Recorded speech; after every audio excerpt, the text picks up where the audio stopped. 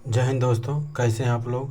आज आप लोग के लिए लेके आए हैं उत्तर प्रदेश पुलिस कांस्टेबल जो है एग्ज़ाम री एग्ज़ाम। और इसमें हर बार जो है 6 से 8 नंबर का क्वेश्चन पूछा जाता है जीके जीएस से। तो आज अब बहुत महत्वपूर्ण क्वेश्चन है, तो चलो चलते हैं आज क्वेश्चन की तरफ। ठीक है। क्वेश्चन नंबर 1 है, खट्टे फलों में कौन सा एसिड होता है। खट्टे फलों में कौन सा एसिड होता है। वो सही उत्तर है साइट्रिक एसिड होता है। कौन सा खट्टे फलों में कौन सा एसिड होता है, साइट्रिक एसिड होता है। ठीक है। चलिए अगला सवाल है, प्रधानमंत्री भारत के प्रधानमंत्री के ओहदे को क्या माना जाता है। प्रधानमंत्री के ओहदे को क्या माना जाता है। तो क्या माना जाता है, कार्यकारी प्रमुख माना जाता है। कार्यकारी प्रमुख माना जाता है। ठीक है। प्रधानमंत्री के ओहदे को क्या माना जाता है, कार्यकारी प्रमुख माना जाता है। ठीक है। क्वेश्चन नंबर अगला 3 है, ताजमहल, बीबी का मकबरा, एतमाद उद्दौला किस चीज़ का स्मारक है। संबंध हो जाए, किस चीज़ से संबंध है इसका, मृत व्यक्ति से, क्योंकि सभी का जो है ये मृत व्यक्ति मकबरा जो है मृत व्यक्तियों का बना हुआ है। ठीक है। अगला सवाल है, सम्राट अशोक किसका उत्तराधिकारी था। सम्राट अशोक किसका उत्तराधिकारी था। तो बिंदुसार का। किसका होगा, बिंदुसार का उत्तराधिकारी था। ठीक है। चलिए कोई अगला सवाल है, भारतीय संविधान को पहली बार कब संशोधित किया गया था। सही उत्तर हो जाएगा 1950 को।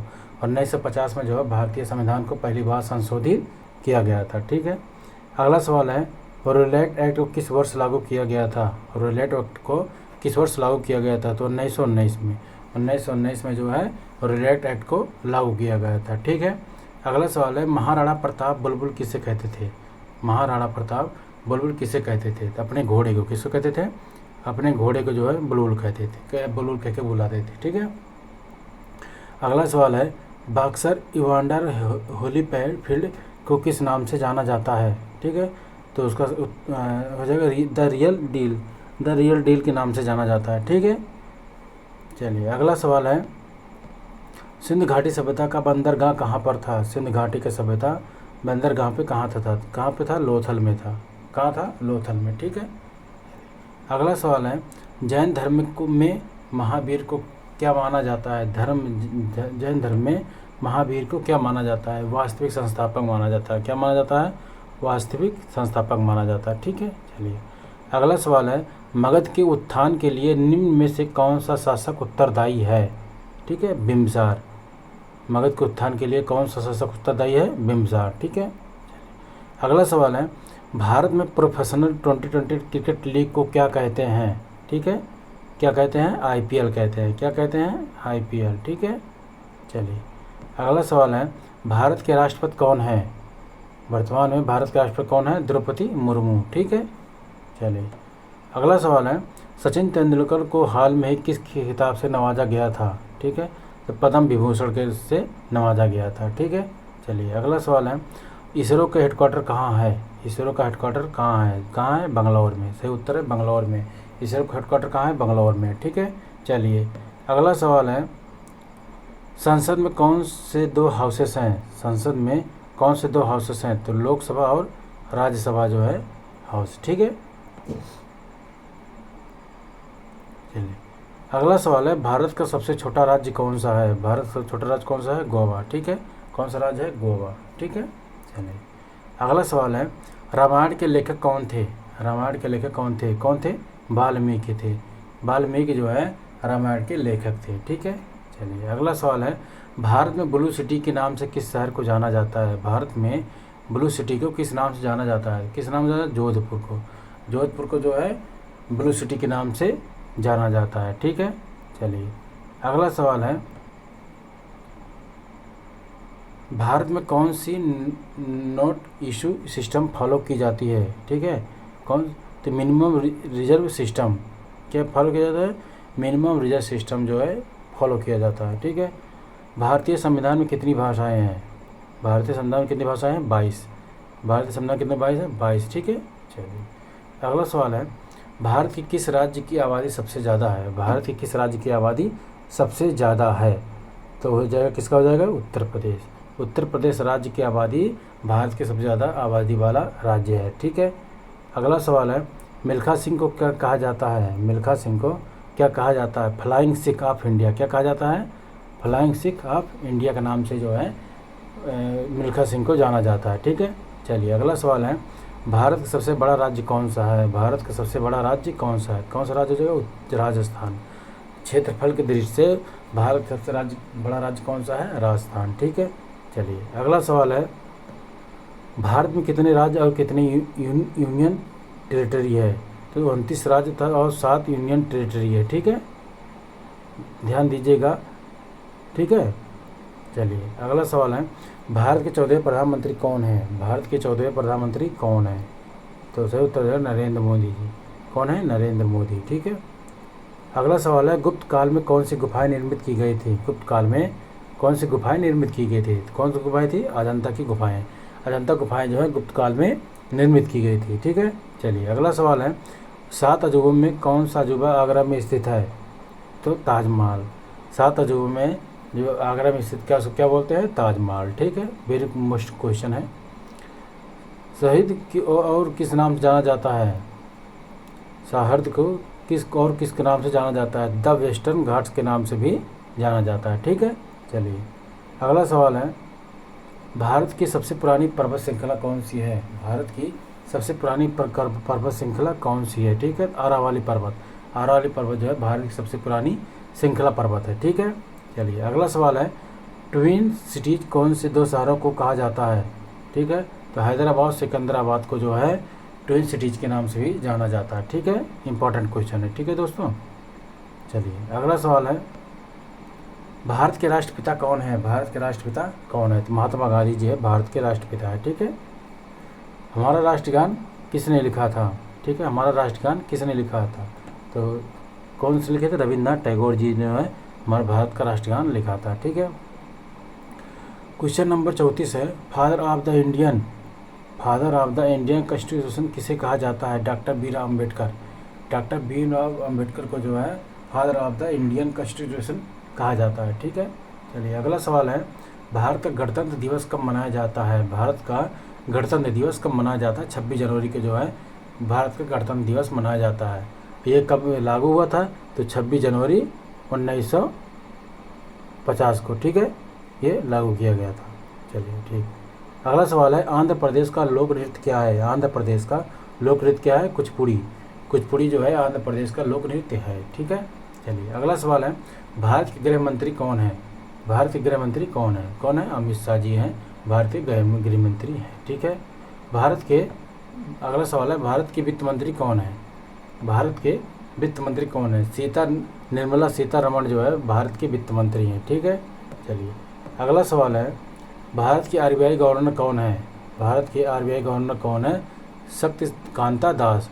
शक्तिकांता दास जो है भारत के आरबीआई गवर्नर है। ठीक है, चलिए अगला सवाल है, किस भारतीय ने प्रबुद्ध भारत पत्रिका की शुरुआत की थी? ठीक है, शुरुआत की किस भारतीय ने प्रबुद्ध भारत पत्रिका की शुरुआत की? स्वामी विवेकानंद जी। कौन? स्वामी विवेकानंद जो है प्रबुद्ध भारत पत्रिका की शुरुआत की थी। ठीक है, अगला सवाल है, भारत के शिक्षा मंत्री कौन है? भारत के शिक्षा मंत्री कौन है? कौन है? धर्मेंद्र प्रधान जी। धर्मेंद्र प्रधान जी ये भारत के शिक्षा मंत्री हैं। ठीक है, अगला सवाल है, भारत के रक्षा मंत्री कौन है? भारत के रक्षा मंत्री कौन है? राजनाथ सिंह। राजनाथ सिंह जो है भारत के रक्षा मंत्री हैं। ठीक है, अगला सवाल है, महाराष्ट्र के मुख्यमंत्री कौन है? महाराष्ट्र के मुख्यमंत्री कौन है? एकनाथ शिंदे जो है महाराष्ट्र के मुख्यमंत्री हैं। ठीक है, चलिए अगला क्वेश्चन है, तमिलनाडु के वर्तमान मुख्यमंत्री कौन है?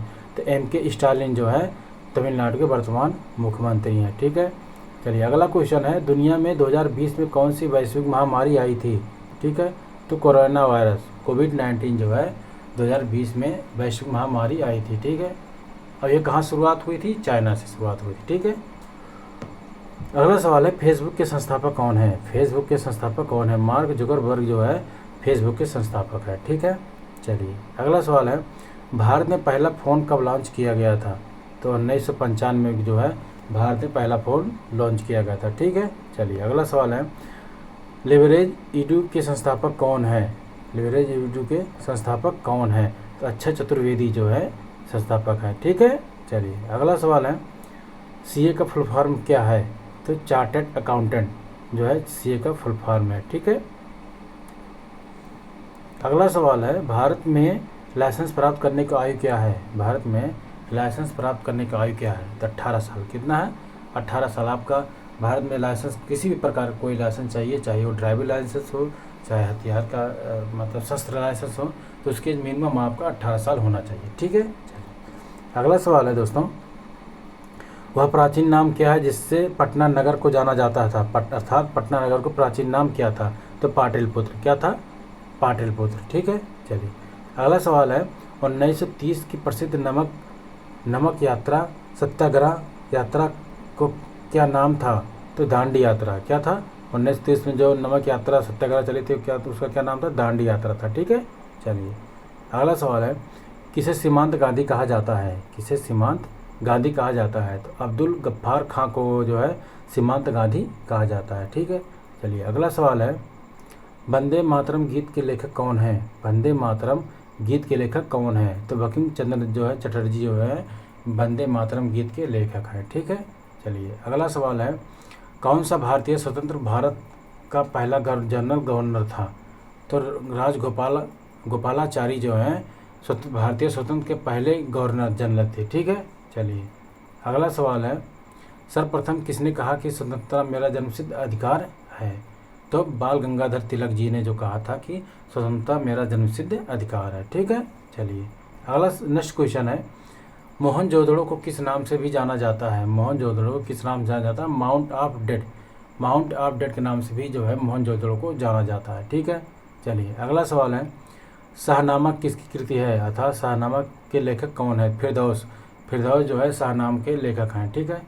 चलिए अगला सवाल है, फतेहपुर सीकरी की स्थापना का श्रेय किसे कहा जाता है? तो अकबर को जो है फतेहपुर सीकरी की स्थापना कहा जाता है। ठीक है। अगला सवाल है, राज्यसभा को अस्थाई सदन क्यों कहा जाता है? क्योंकि इसे कभी भंग नहीं किया जा सकता। ठीक है। क्योंकि इसे कभी भंग नहीं किया जा, इसलिए राज्यसभा को अस्थाई सदन कहा जाता है। ठीक है। वेरी मोस्ट क्वेश्चन है, ध्यान दीजिएगा इस क्वेश्चन को। अगला सवाल है, संविधान में संशोधन नहीं कैसे किया जा सकता है? संशोधन नहीं कैसे किया जा सकता है? ठीक है। तो जनमत संग्रह से जो संविधान को संशोधन किया जा सकता है। ठीक है। चलिए अगला सवाल है, भारत में कब पहली बार राष्ट्रीय आपातकाल घोषित किया गया था? तो 1962 में जो है इमरजेंसी घोषित किया गया था, राष्ट्रीय आपातकाल घोषित किया गया था। ठीक है। चलिए अगला सवाल है, भारत के संविधान को कब अंगीकृत किया गया था? भारत के संविधान को कब अंगीकृत किया गया था? 26 नवंबर 1949 को जो है भारत के संविधान को अंगीकृत किया गया था। ठीक है। चलिए अगला सवाल है, हमने विश्व के किस राष्ट्र के संविधान से अपने मूल अधिकारों की संकल्पना ग्रहण की है? तो यूएस से। किससे? यूएसए से जो है मूल अधिकार को लिया गया है। ठीक है। क्वेश्चन नंबर 65 है, यदि राष्ट्रपति का पद खाली है तो उसे कितनी अवधि के अंदर भरना आवश्यक है? तो 6 महीने के अंदर। अगर राष्ट्रपति का पद खाली है या उस पर कोई नहीं है तो 6 महीने के अंदर जो राष्ट्रपति का पद खाली भरना जरूरी है। ठीक है। अगला सवाल है, भारतीय संविधान का कौन सा अनुच्छेद जम्मू तथा कश्मीर राज्य को विशेष दर्जा देता है? तो धारा 370 जो है विशेष अनुच्छेद है जो जम्मू कश्मीर को विशेष दर्जा दिया है। फिलहाल सरकार ने धारा 370 को जम्मू और कश्मीर से हटा दिया है। ठीक है। चलिए अगला सवाल है, राज्यसभा के सदस्यों का कार्यकाल कितना होता है? सही उत्तर हो जाएगा 6 वर्ष होता है। कितना होता है? राज्यसभा के सदस्यों का कार्यकाल 6 वर्ष होता है। ठीक है। चलिए अगला सवाल है, भारत की प्रथम रेलगाड़ी द्वारा कितनी दूरी तय की गई थी? ठीक है। तो वो 34 किलोमीटर दूरी तय की, किसके भी? मुंबई और ठाणे के बीच में चलाई गई थी। 34 किलोमीटर दूरी तय की गई थी। ठीक है। चलिए अगला सवाल है, फोर्थ स्टेटस पद किसे संदर्भित करता है? तो प्रेस से। किसका? प्रेस से संदर्भित करता है। ठीक है। अगला सवाल है, भारत के प्रथम उपराष्ट्रपति कौन थे? भारत के प्रथम उपराष्ट्रपति कौन थे? डॉक्टर एस राधाकृष्णन जो है भारत के प्रथम उपराष्ट्रपति थे। ठीक है।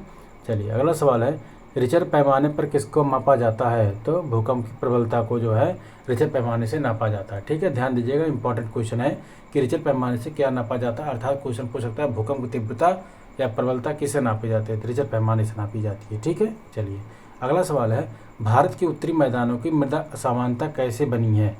तो तलोचन द्वारा बनी है। किससे बनी है? तलोचन द्वारा मृदा प्रदान बनी है। ठीक है, समानता। चलिए अगला सवाल है, भारत में सफ़ेद क्रांति का जनक किसे कहा जाता है? तो doctor B Kurien, doctor B Kurien को है सफ़ेद क्रांति के जनक भी कहा जाता है, साथ फादर ऑफ वाइट के नाम से भी जाना जाता है। ठीक है, चलिए अगला सवाल है, रणथंभौर चित्तशरण कहाँ पर है? रणथंभौर चित्त कहाँ पे है? राजस्थान में। कहाँ पे है? राजस्थान में है। ठीक है, चलिए अगला सवाल है, भारत के किस राज्य में जनसंख्या का घनत्व सर्वाधिक है? भारत के किस राज्य में जनसंख्या का घनत्व सबसे अधिक है? बिहार में। बिहार में जो है भारत की जनसंख्या घनत्व सबसे अधिक है। ठीक है, चलिए अगला सवाल है, ब्रह्मपुत्र नदी का उद्गम कहाँ से हुआ है? ब्रह्मपुत्र नदी का उद्गम कहाँ से हुआ है? तिब्बत में कैलाश पर्वत की पूर्वी ढाल से हुआ है। ठीक है, इंपॉर्टेंट क्वेश्चन है कि ब्रह्मपुत्र नदी का उद्गम स्थल कहाँ पे है? तो तिब्बत में कैलाश पर्वत पूर्वी ढाल से जो है ब्रह्मपुत्र नदी का उद्गम स्थल है। ठीक है, चलिए अगला सवाल है, भारत में कौन सा राज्य सबसे अधिक राज्यों को सीमाओं को स्पर्श करता था, टच करता है? तो उत्तर प्रदेश। उत्तर प्रदेश से करीब 5 से 6 राज्यों को टच करता है। ठीक है, चलिए अगला सवाल है, भारत में सबसे लंबा रेलवे जोन कौन सा है? भारत में सबसे लंबा रेलवे जोन कौन सा है? उत्तरी रेलवे। ठीक है, उत्तरी रेलवे जो है भारत का सबसे लंबा रेलवे जोन है। ठीक है, अगला सवाल है, भारत की सबसे ऊंची पर्वत चोटी क्या नाम है? K2 Godwin. क्या नाम है? K2 गार्डविन जो है भारत की सबसे ऊंची चोटी का नाम है। ठीक है, चलिए अगला सवाल है, भारत को किस राज्य में रेलवे लाइन नहीं है? भारत किस राज्य में रेलवे लाइन नहीं है? सिक्किम में। सिक्किम जो है रेलवे लाइन, एक भी रेलवे लाइन नहीं है। अगर आपको वहाँ जाना है तो बाई बस से, ऑटो से जा सकते हैं। ठीक है, लेकिन रेलवे का सुविधा नहीं है। चलिए अगला सवाल है, भारतीय रुपये का पहचान चिन्ह प्रतीक क्या है? तो ये है। ठीक है, लोगो। ये लोगो जो है भारत का जो है रुपये की पहचान प्रतीक है। ठीक है, चलिए अगला सवाल है, ग्रेसम नियम से अभिप्राय है? ग्रेसम नियम से अभिप्राय है तो देखो सही जवाब हो जाएगा, निकृष्ट मुद्रा श्रेष्ठ मुद्रा को संचलन से हटा देती है। ठीक है, चलिए अगला सवाल है, कौन सा कर संघ द्वारा लगाया जाता है और राज्यों द्वारा उगाहा तथा विनियोजित किया जाता है? तो स्टाम्प शुल्क है। कौन सा? स्टाम्प शुल्क होता है। ठीक है, फिलहाल आजकल जो है, पहले कागज चलता था, आजकल ऑनलाइन हो गया है। स्टाम्प शुल्क जो है अगर आप बनवाते हैं तो आपको ऑनलाइन निकलवाना पड़ेगा इसका। ठीक है, चलिए क्वेश्चन नंबर 84 है, वर्ष 2010 की फोर्स 2000 सूची में भारत की कितनी कंपनियां शामिल थी? तो कितनी कंपनी थी? 56 कंपनी थी। कितनी थी? टोटल 56 कंपनी थी 2010 में। ठीक है, चलिए अगला सवाल है, तेजड़िया बुल्स और मदड़िया वाणिज्य किस पहलू से संबंधित हैं? तो स्टॉक मार्केट। बुल और बियर कौन सा मार्केट संबंधित है? Stock market. ठीक है, चलिए अगला सवाल है, कौन सा कर ऐसा है जिसकी कीमत में वृद्धि नहीं होती है? इनकम टैक्स, आयकर। इनकम टैक्स में वृद्धि नहीं होती है। ठीक है, अगला सवाल है, भारत में आर्थिक उदारीकरण प्रारंभ कब हुआ था?